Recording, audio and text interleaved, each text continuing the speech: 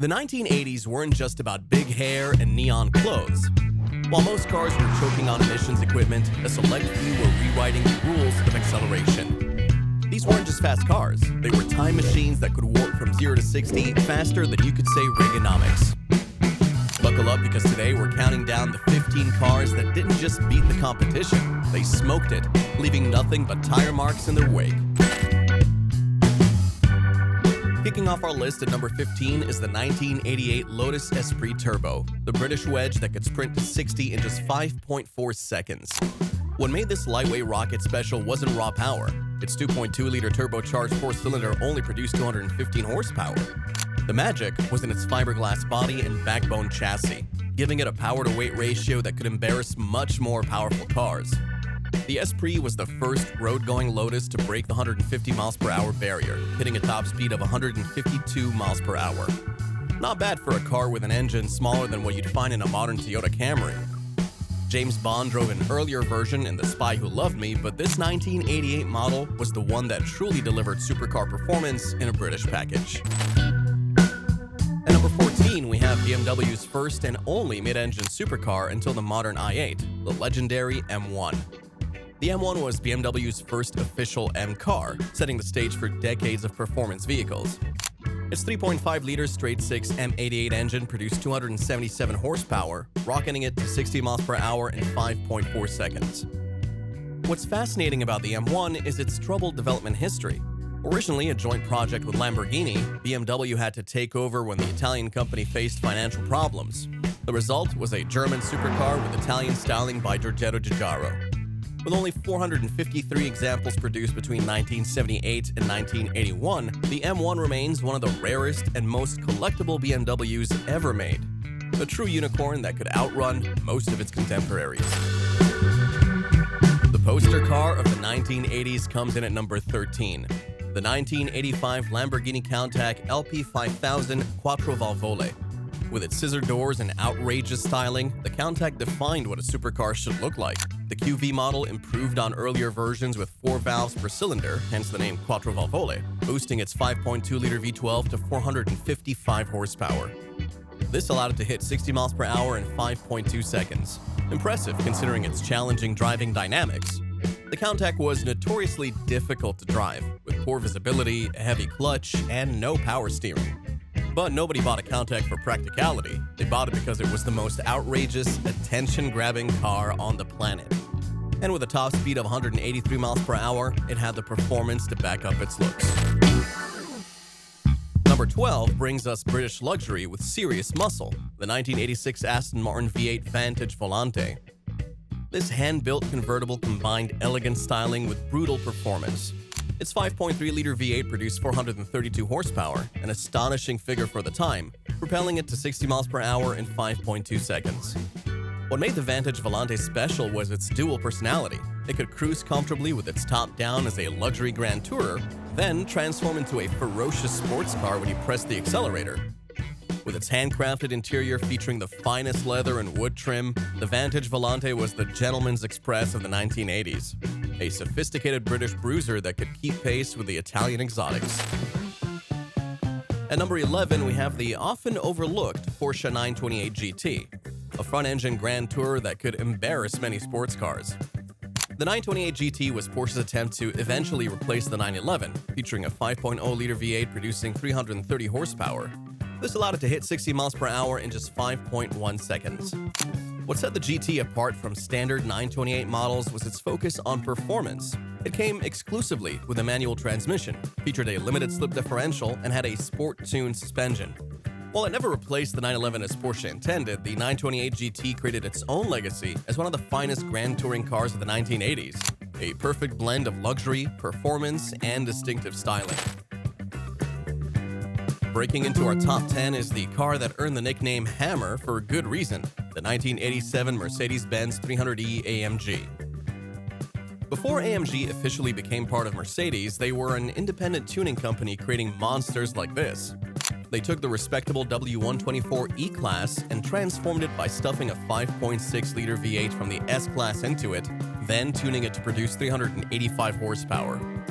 The result was a conservative-looking sedan that could hit 60 miles per hour in 5.1 seconds and reach a top speed of 188 miles per hour, faster than a Ferrari Testarossa. The Hammer was the ultimate sleeper car of the 1980s. It looked like something your accountant would drive, but performed like a supercar. It also set the template for the modern super sedans we see today from AMG, BMW M, and Audi RS. Number 9 brings us American muscle with a turbocharged twist, the 1989 Pontiac Firebird Trans Am 20th Anniversary Edition. This special Trans Am commemorated 2 decades of the iconic model, but what made it truly special was what lurked under the hood. The turbocharged 3.8-liter V6 from the Buick Grand National.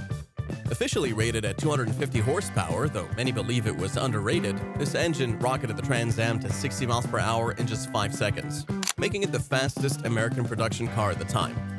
With only 1,555 units produced, all in white with tan interiors, the 20th anniversary Trans Am combined rarity with performance.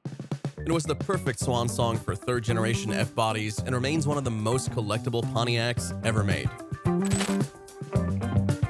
At number 8, we have Ferrari's mid-engine flat 12 masterpiece, the 1982 512 Berlinetta Boxer.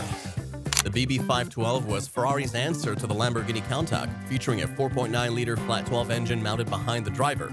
In 1982, this power plant produced 340 horsepower in carbureted form and 360 horsepower with fuel injection. This allowed the Boxer to hit 60 miles per hour in 5 seconds, impressive for the early 1980s.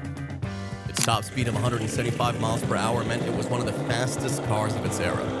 What made the BB512 special was its exotic layout and exclusivity. Ferrari never officially imported it to the United States, making it a rare sight on American roads. Its distinctive styling and flat 12 howl made it an icon of the era, even if it was overshadowed by the Testarossa that followed. Speaking of the Testarossa, Ferrari's most iconic 80s supercar comes in at number 7 on our list. With its distinctive side strakes and wide rear end, the Testarossa became the poster car for a generation. Its 4.9-liter flat 12 engine produced 390 horsepower, allowing it to hit 60 miles per hour in 5 seconds. What made the Testarossa special wasn't just its performance, but its presence. At nearly 78 inches wide, it dominated the road. Those famous side strakes weren't just for show, they channeled air to the side-mounted radiators. The Testarossa achieved pop culture immortality when it appeared in Miami Vice, cementing its status as the definitive 80s supercar. It represented excess and flamboyance in the best possible way, a true icon of its time. At number 6, we have the first Ferrari to wear the legendary GTO badge since the 250 GTO, the 1984 288 GTO. Built for Group B racing, which was cancelled before it could compete, the 288 GTO was essentially a racing car for the road. Its twin-turbocharged 2.8-liter V8 produced 400 horsepower, an astonishing figure for the mid-1980s. This allowed it to hit 60 miles per hour in 4.9 seconds and reach a top speed of 189 miles per hour, making it one of the fastest cars of its era. With only 272 examples produced, the 288 GTO was exclusive from day one. Today, it's one of the most valuable Ferraris ever made, with examples selling for over $3 million. It also set the stage for Ferrari's next supercar, the legendary F40. Breaking into our top 5 is another Lamborghini Countach, the 1988 25th Anniversary Edition. Created to celebrate Lamborghini's 25th birthday, this final evolution of the Countach featured refined styling by Horacio Pagani, who would later create the Pagani supercars. Its 5.2-liter V12 produced 455 horsepower, allowing it to hit 60 miles per hour in 4.8 seconds. What made the 25th anniversary model special was its refinement. After 14 years of production, Lamborghini had worked out many of the Countach's quirks, making this the most livable version of the legendary supercar. With only 658 examples produced before the Countach was replaced by the Diablo, the 25th anniversary edition was the final chapter in the story of one of the most iconic supercars ever made. At number 4, we have a rare collaboration between British engineering and Italian design, the 1986 Aston Martin V8 Vantage Zagato. Limited to just 52 examples, this special Aston featured distinctive bodywork by the Italian coach builder Zagato. Under its angular hood sat a 5.3-liter V8 producing 432 horsepower, enough to propel it to 60 miles per hour in 4.8 seconds. What made the Vantage Zagato special was its combination of brute force and exclusivity. Its shortened wheelbase and lightweight body made it more agile than the standard Vantage, while its distinctive design ensured it would never be mistaken for anything else. With its top speed of 186 miles per hour, the Vantage Zagato was the fastest Aston Martin of its era, a true British supercar with Italian flair. Taking the bronze medal at number 3 is the car that earned the nickname Widowmaker, the 1988 Porsche 911 Turbo 3.3. By 1988, the 930 Turbo had evolved into a formidable performance machine. Its 3.3-liter turbocharged flat-six produced 300 horsepower, allowing it to hit 60 miles per hour in just 4.6 seconds. What made the 911 Turbo infamous was its challenging handling characteristics. With its engine hanging behind the rear axle and significant turbo lag, it demanded respect from its driver. Push too hard and the sudden boost could send you spinning off the road. Despite, or perhaps because of this reputation, the 911 Turbo became the definitive performance car of the 1980s. Its distinctive whale-tail spoiler and wide body made it instantly recognizable, while its performance could humble many exotic supercars. Our runner-up at number 2 is perhaps the most technologically advanced car of the 1980s, the 1987 Porsche 959 Sport.